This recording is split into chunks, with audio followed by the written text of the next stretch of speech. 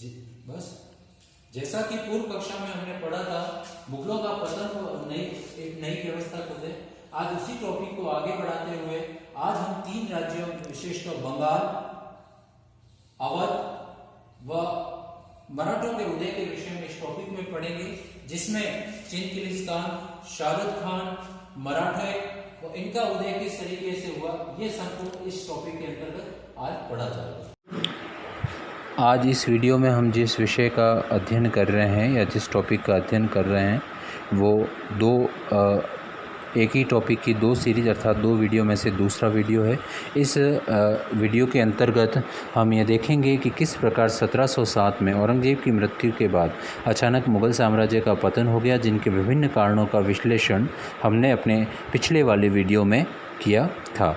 इस वीडियो में हम देखेंगे कि पतन के बाद किस प्रकार क्षेत्रीय क्षत्रपों की महत्वाकांक्षा ने जोर पकड़ने लगी व उन्होंने मुग़लों से अलग होकर या दिल्ली से अलग होकर अपने अपने क्षेत्रों में जाकर किस प्रकार से नए राज्यों की नींव डाली।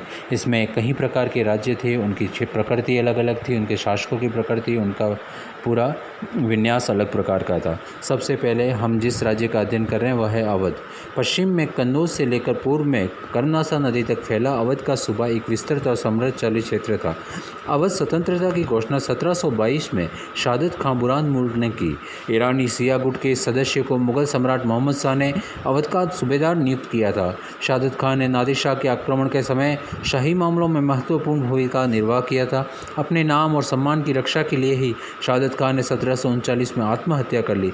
शहादत खां के बाद उसका भतीजा तथा दामाद सफदरजंग अबू, जिसका वास्तविक नाम अबुल मंसूर खां था, अवध का नवाब बना। 1742 में सफदरजंग के कुछ समय के लिए पटना पर अधिकार कर लिया। 1744 में मोहम्मद शाह ने इसे अपना वजीर नियुक्त किया। 1748 में अहमद शाह अब्दाली और मुग़लों के बीच लड़े गए मणिपुर के युद्ध में मुग़लों के साथ दिया तथा सम्राट अहमद शाह से वजीर का पद प्राप्त किया। सफदरजंग ने फर्रुखाबाद के बंगस नवाबों और जाटों के विरुद्ध सैन्य अभियान किए। अंततः जयप्पा सिंधिया और मल्हराव के साथ नवाब ने एक मैत्री संधि की। 1753 में बादशाह अहमद शाह ने सफदरजंग को वजीर के पद से बर्खास्त कर दिया। 1754 में अवध में सफदरजंग की मृत्यु हो गई। इसकी मृत्यु के बाद इसका मकबरा, जो कि अभी दिल्ली में स्थित है, वह हुमायूं के मकबरे ताजमहल की श्रेणी का ही माना जाता है, निर्माण करवाया गया। सफदरजंग के बाद उसका उत्तराधिकारी उसका पुत्र शुजा-उद-दौला बना। इसने 1759 में अलीगढ़ मुग़ल बादशाह मुग़ल शाह आलम द्वितीय के लखनऊ में शरण दी। 1761 में लड़े गए पानीपत के तृतीय युद्ध में शुजा-उद-दौला ने अहमद शाह अब्दाली का साथ दिया। अंग्रेज़ों और बंगाल के अपदस्थ नवाब मीर कासिम के बीच लड़े गए बक्सर के युद्ध 1764 ईस्वी में शुजा-उद-दौला ने बंगाल के नवाब का साथ दिया। अवध का अगला नवाब शहादत खां 1738 से 1814 ईस्वी तक हुआ, जिसने अंग्रेज़ों के साथ सहायक संधि कर ली। अंग्रेज़ों ने अवध को तब तक एक मध्यवर्ती राज्य अर्थात बफर स्टेट के रूप में प्रयोग किया जब तक उनको मराठा का पूर्ण नियंत्रण हो गया। यहाँ पर बफर स्टेट अर्थात मध्यवर्ती राज्य के विषय में मैं आपको कुछ बताना चाहूँगा कि मध्यवर्ती राज्य अंग्रेज़ों ने भारत में सबसे पहले पश्चिमी भारत, जिसमें विशेषकर सूरत और बम्बई थे, वहाँ से अपना अधिकार क्षेत्र जमाना स्टार्ट किया, लेकिन वहाँ मराठों के कारण वह कभी भी स्थायी नहीं हो पाए। 1806 तक दिल्ली पर इन्होंने अधिकार कर लिया। 1818 तक आते आते द्वितीय मराठा युद्ध के बाद मराठे पूर्णतः परास्त हो गए।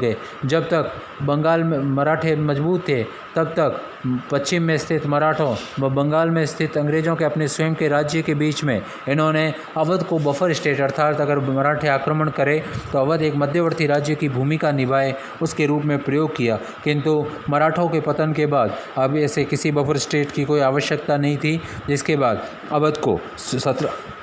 अवध के अंतिम नवाब वाजिद अली शाह 1856 ईस्वी के बाद शासनकाल में अवध पर कुशासन का आरोप लगाकर लॉर्ड हेस्टिंग्स ने 1856 में ब्रिटिश साम्राज्य में मिला दिया। द्वितीय नंबर हैदराबाद का आता है।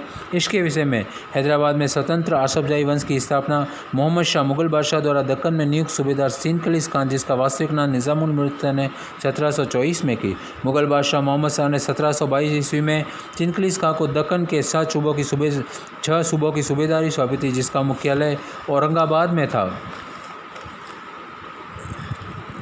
चिंगकिलिस खां द्वारा 1724 में स्वतंत्र हैदराबाद राज्य की स्थापना के बाद मुगल सम्राट मोहम्मद शाह ने उसे आशरफ जाह की उपाधि प्रदान की। शुकुरखेड़ा के युद्ध में चिंगकिलिस खां ने मुगल मुबारिज खां को पराजित किया तथा अपने स्वतंत्र अस्तित्व को निर्दिष्ट किया। 1748 में चिंगकिलिस खां की मृत्यु के बाद हैदराबाद में कोई ऐसा योग्य निजाम नहीं था जो अंग्रेजों से टक्कर ले सकता था।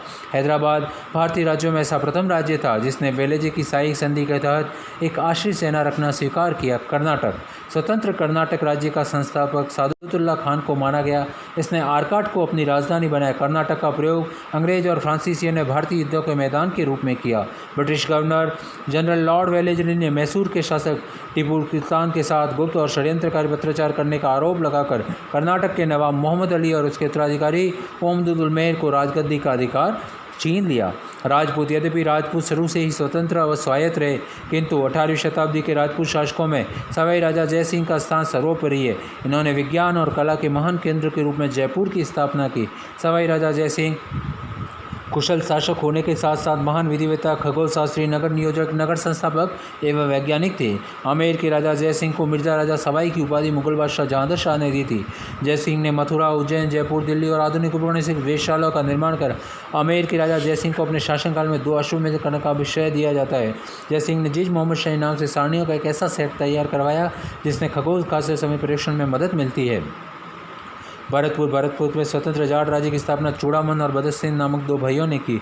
जाट नेता सूरजमल को जाट जाति का प्लेटो कहा जाता है। इसी प्रकार अवध के पास बिल्कुल तराई में रुहेलखंड में पंगस पठानों द्वारा भी रुहेलखंड राज्य की स्थापना की गई। स्वतंत्र रुहेलखंड की स्थापना वीर दाऊद और अली मोहम्मद ने की। रुहेला सरदार नजीमुद्दौला अहमद शाह सफदरजंग का विश्वास पात्र था। उत्तर प्रदेश में फरुखाबाद के आसपास बंगस पठान 1714 में एक स्वतंत्र राज्य की स्थापना की जिसे मोहम्मद खां बंगस ने अपना नेतृत्व प्रदान किया। मैसूर तालीकोटा का निर्णय युग जिसने विजयनगर साम्राज्य का अंत कर दिया के अवशेषों पर जिन स्वतंत्र राज्यों का जन्म हुआ उनमें मैसूर एक प्रमुख राज्य था। मैसूर पर वाडियार वंश का शासन था। इस वंश के अंतिम शासक चिक्का कृष्णदेवराय द्वितीय के शासनकाल में राज्य की वास्तविक सत्ता देवराज और नंजराज के हाथों में थी। चिक्का कृष्णराज के समय में दक्कन में मराठाओं, निज़ाम, अंग्रेज और फ्रांसीसियों में अपने अपने प्रभुत्व को लेकर संघर्ष चल रहा था। मैसूर इस समय मराठा और निज़ाम के बीच संघर्ष का मुद्दा बना था क्योंकि मराठे लगातार मैसूर पर आक्रमण कर उसे वित्तीय और राजनीतिक दृष्टि से कमज़ोर कर दिया था। दूसरी ओर निज़ाम मैसूर को मुगल प्रदेश मानकर इस पर अपना अधिकार समझते। 1749 में नंदराज और मैसूर राज्य में राजस्व वित्त नियंत्रक था ने हैदर अली को उसको अधिकारी सैनिक जीवन को शुरू करने का अवसर दिया। 1755 में हैदर अली ने डिंडीगुल का फौजदार बना। इसी समय मैसूर की राजधानी श्रीरंगपट्टनम पर मराठों के आक्रमण का भय व्याप्त हो गया। परिणाम स्वरूप हैदर अली को राजधानी की राजनीति में हस्तक्षेप कर नजरअंदाज और देवरों को राजनीतिक संन्यास देने के लिए विवश किया। मैसूर राज्य के अंदर हैदर विरोधी गुटों ने मैसूर पर आक्रमण के लिए आमंत्रित किया। 1760 में हैदर मराठा द्वारा पराजित हुआ, लेकिन शीघ्र ही पानीपत के तृतीय युद्ध में हुई मराठों की पराजय ने हैदर को अपनी स्थिति को मजबूत करने का अवसर दिया। 1761 तक हैदर अली के पास मैसूर की समस्त शक्ति केंद्रित हो गई।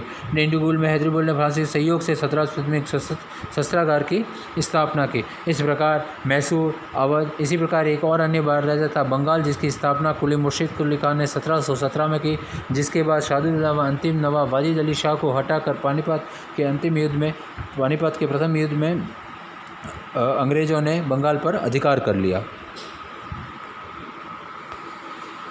ऐसे मतलब है कि अपनी स्टेट से